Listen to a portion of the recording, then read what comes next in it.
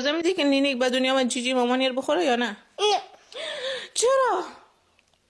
من میخوام بخورم جیجی بابه رایت بان که گپ بزنم چی میگه بگو؟ به دنیا بیه های امروز ماشیم چرا قضیت میکنه مرا. امروز خودش هم خوشحاله دیگه معلوم شده جندر ریویر محفلش هسته. دیگه چیکار میکنم؟ بیبیگه که کد لغت میزنه در شکم میگه یک کلکت است؟ آره میگه میخوایم بریم بیرون.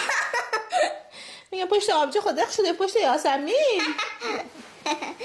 چی توفه میدی در بیبی وقتی به دنیا آمدی هسته؟ چی گفتی؟ گفتم چی توفه میدی در بیبیگک؟ یک چوسک چیشه دافرین از رو به اینجا بالا بشی که تو رو در کمره مردم ببینه. از رو اجازه چوسک نلقه من میخوام بخورم نلقه چوشک بخورم یا جیجی؟ من میخوام چوسک بخورم نلقه چوسک اوکی بیبی تو کلان شدی دیگه اسرا جان. حاله نه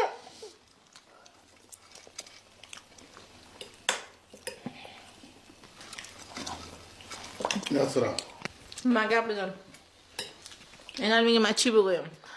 برنامه خدا تورتار خیلی خوش مسال باستل میکنم دوستان عزیز چی یک تورتای خوشمزه یا؟ لا يطبخ پیسان نفس نوش العالم جانش. دنیا بیایم سالم و سلامت از سر به دنیا بیا از سر شما خلاص شه به خیر خوشی دیگه انشالله از سر ما به خیر خوشی خلاص شه. فرق نمیکنه پسر باشه دختر باشه مادر همو درد میکشه همو تکلیف میکشه و همو شوخه و بیداری رو میکشه هیچ فرقی نمیکنه دیگه انشالله که به خیر خوشی